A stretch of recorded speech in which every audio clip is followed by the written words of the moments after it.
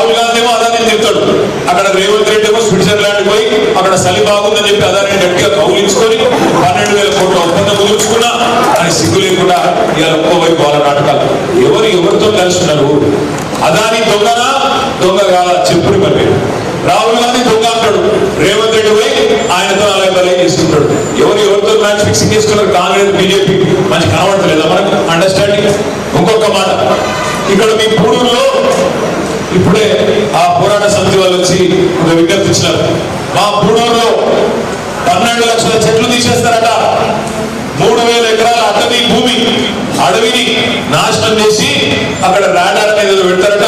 దీనివల్ల అక్కడ ఉండే పర్యావరణం దెబ్బతింటది, దీనివల్ల అక్కడ ఉండే పక్షులు దెబ్బతింటాయి, ప్రాణులు దెబ్బతింటాయి, అక్కడ రేడియేషన్ వల్ల జీవ వైవిధ్యం మొత్తం దెబ్బతింటది. అది వద్దు అనే మాట ఇవాళ ఇక్కడ వాళ్ళు చెప్తా ఉన్నారు. అది మాకు తెలుసు కాబట్టి గత 10 ఏళ్ళుగా దానికి కానియలేదు. అది తెలుసు, పురుడుకు నష్టమవుతుంది, పరిగికి నష్టమవుతుంది, వికారాబాద్ జిల్లాకు నష్టమవుతుందనే మనం ఆ పని కానియలేదు. కానీ ఇవాళ వీళ్ళు రాగానే 10 రోజుల్లోనే ఆగమాగం 12 లక్షల చెట్లు కొట్టేసే ప్రాజెక్టుకు వీళ్ళు జెండా ఊపితే మరి ఇక్కడ పోయిన పర్యావరణవేత్తలు ప్రశ్నించే గొంతులు నేను అడుగుతా ఉన్నాను. ఆనాడు రంజిత్ రెడ్డి గారి చొరవతో చేవెళ్ల నుంచి ఇక్కడికి వచ్చే మరి జాతీయ రహదారిని విస్తరిద్దామంటే కొన్ని పెద్ద పెద్ద చెట్లు పోతున్నాయి అని చెప్పి కోర్టుకు పోయి కొట్లాడారు కొంతమంది. ఆ పెద్ద పెద్ద మర్రి చెట్లు పోతున్నాయని కోర్టుకు పోయి దాన్ని చాలా రోజులు ఆపి నేను అడుగుతున్నా, కొన్ని వందల చెట్లు పోతుంటేనే ఆగమాగం చేసిండ్రే. 12 లక్షల చెట్లు పోతుంటే ఎక్కడికి పోయి నీ గొంతులు ప్రశ్నించే గొంతులు అని నేను అడుగుతా ఉన్నాను.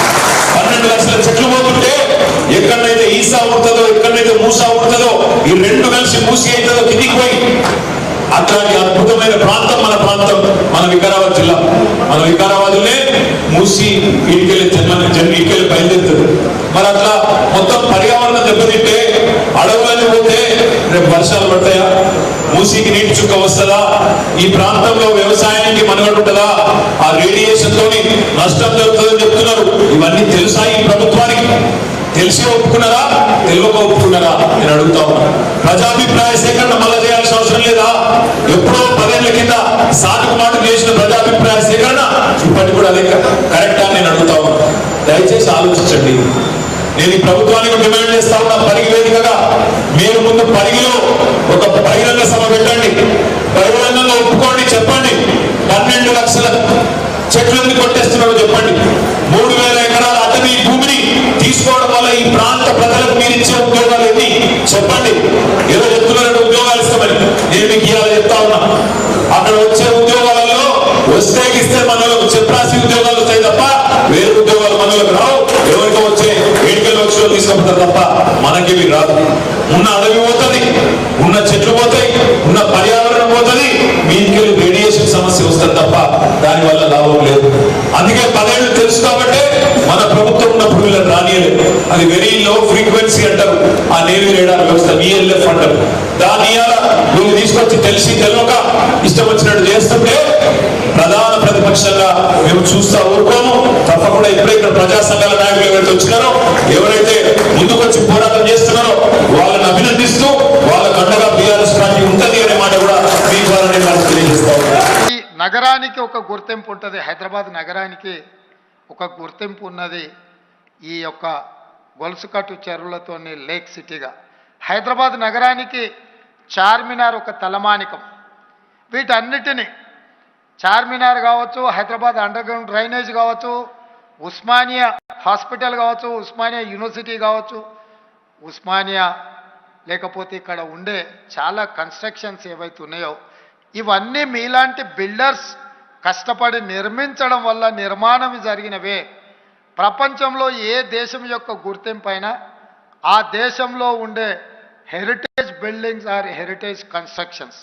ఆ హెరిటేజ్ కన్స్ట్రక్షన్స్ ఏవైనా మీలాంటి బిల్డర్స్ చేసినరో, ఈరోజు స్టాచ్యూ ఆఫ్ లిబర్టీ కావచ్చు, లేకపోతే ఈఫిల్ టవర్ కావచ్చు, లేకపోతే మన రాష్ట్రంలో ఉన్న చార్మినార్ కావచ్చు, గేట్వే ఆఫ్ ఇండియా కావచ్చు, ఇట్లాంటి కన్స్ట్రక్షన్స్ అన్నీ కూడా మీలాంటి బిల్డర్స్ నిర్మించినవే. అంటే ఒక దేశం యొక్క సంస్కృతి సాంప్రదాయాన్ని నిలబెట్టగలిగింది మీలాంటి బిల్డర్స్. మీకు ప్రత్యేకమైన ప్రివిలేజ్లు ఉండాలి అని చెప్పి నేను ప్రగాఢంగా నమ్ముతున్నా.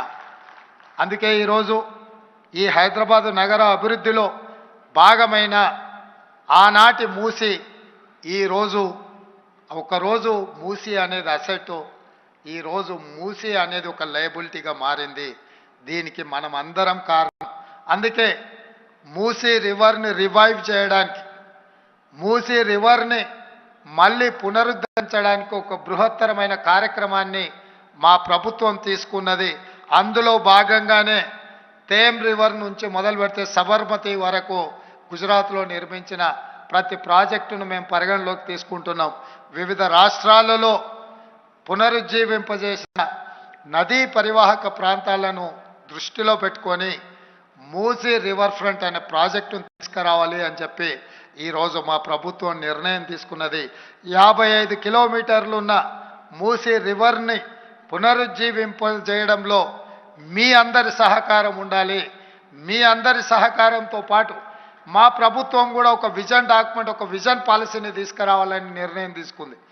ఈరోజు హైదరాబాద్లో ఔటర్ రింగ్ రోడ్ వరకు ఉన్న inside of Hyderabad is urban Hyderabad, urban Telangana. Outer ring road to regional ring road, that is suburban Telangana. Regional ring road to Telangana border, that is rural Telangana. మేము హైదరాబాదు తెలంగాణ రాష్ట్రానికి మెగా మాస్టర్ ప్లాన్ తీసుకురావాలనుకున్నాము. తెలంగాణ మెగా మాస్టర్ ప్లాన్ 2050 డిజైన్స్ని మేము తీసుకురావాలనుకుంటున్నాము.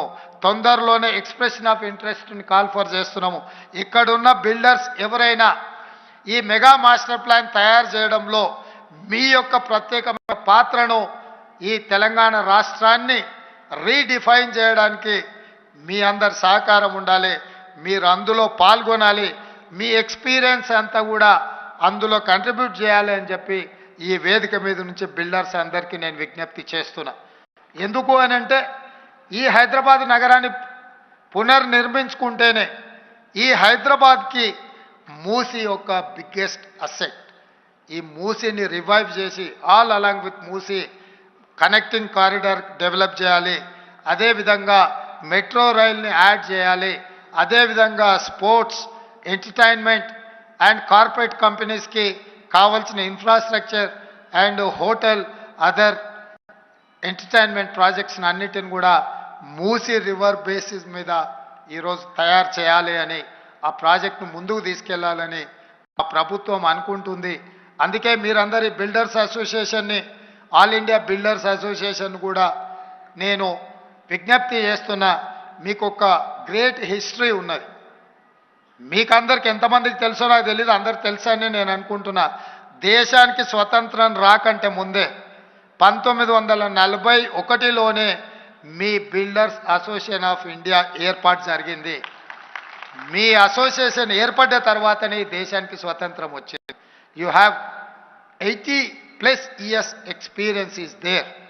All your experience has to utilized for Hyderabad development, Telangana development, particular in Moosi river front development. So మీ అనుభవాన్ని, మీ లెగసీని ఈ తెలంగాణ రాష్ట్ర అభివృద్ధిలో మీరు భాగస్వాములై ముందుకు తీసుకెళ్ళాలి. మిమ్మల్ని అందరినీ కూడా మీ హ్యాండ్స్ స్ట్రెంథెన్ చేయడానికి మా ప్రభుత్వం ఎప్పుడూ సిద్ధంగా ఉంది. మీరు ఎప్పుడు ఏ విషయాలు తీసుకొచ్చి మా ప్రభుత్వానికి చెప్పాలన్నా తప్పకుండా చెప్పడానికి మేము ఎప్పుడు వినడానికి సిద్ధంగా ఉన్నాం. మీరు చెప్పింది వినడానికే వాస్తవంగా ఇక్కడికి వచ్చినాం. ఈ హైదరాబాదు నిర్మాణంలో మీ అందరి, మా అందరి భాగస్వామ్యం ఉండాలి. చివరగా మీ అసోసియేషన్ అధ్యక్షులు వారు పాలమూరు జిల్లా అని అంటే వెనుకబడతానానికి మారుపేరు అన్నట్టుగా చెప్తున్నారు. అయితే నేను కొన్ని పాజిటివ్ ఇష్యూస్ కూడా చెప్పదలుచుకున్నా.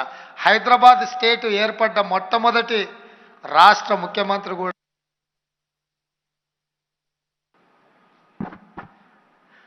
హైదరాబాద్ స్టేట్ ఏర్పడ్డ రాష్ట్రానికి మొట్టమొదటి ముఖ్యమంత్రి కూడా బూర్గుల రామకృష్ణారావు గారు అదే జిల్లా నుంచి వచ్చిందనే సంగతి ఈరోజు నేను మీకు గుర్తు చేయదలుచుకున్నాను. అదేవిధంగా ఉత్తమ పార్లమెంటేరియన్గా ఎన్నికైన మొత్తం దక్షిణ భారతదేశం నుంచి ఎన్నికైన వ్యక్తి కూడా పాలమూరు జిల్లా నుంచే వచ్చారు, కీర్తిశేషులు జైపాల్ రెడ్డి గారు అని చెప్పి నేను ఈ సందర్భంగా మీకు అందరికీ చెప్పదలుచుకున్నా. అదే కాదు, ఇక్కడ ఉన్న కాంట్రాక్టర్లు అందరూ మీరు శ్రీమంతులైనా ఆగర్భ శ్రీమంతులైనా మీరు విమానాలు కొన్నా మీరు బెంజు కొన్నా గంజి తాగే మా పాలమూరు బిడ్డలు తట్టపని పారపని వివిధ ప్రాంతాలలో చెయ్యబట్టే మీరందరూ కూడా ఇంత పెద్ద బిల్డర్స్ అయ్యారు. కాబట్టి పాలమూరు అనేది మాకు చాలా గొప్పగా నాకైతే పర్సనల్గా పాలమూరు అనే పదం చాలా ఇష్టం. ఆ మట్టి వాసన అనేది మనల్ని అందరినీ ఇన్స్పైర్ చేస్తుంది. ఈరోజు తెలంగాణ రాష్ట్రానికి 2వ ముఖ్యమంత్రిగా మా మిత్రులందరి సహకారంతో మా సహచర మంత్రులందరూ కూడా వయసులో చిన్నవాడినైనా వాళ్ళ తమ్ముడుగా భావించి వాళ్ళందరూ అండగా నిలబడి ఈ గొప్ప బాధ్యతను తెలంగాణ రాష్ట్ర పునర్నిర్మాణం విధ్వంసమైన తెలంగాణ రాష్ట్రాన్ని పునర్నిర్మించే బాధ్యత నాకు అప్పచెప్పినరు. తప్పకుండా చిత్తశుద్ధితో నిజాయితీతో ఈ విధ్వంసమైన తెలంగాణను నిర్మించే బాధ్యత నేను తప్పకుండా తీసుకుంటా.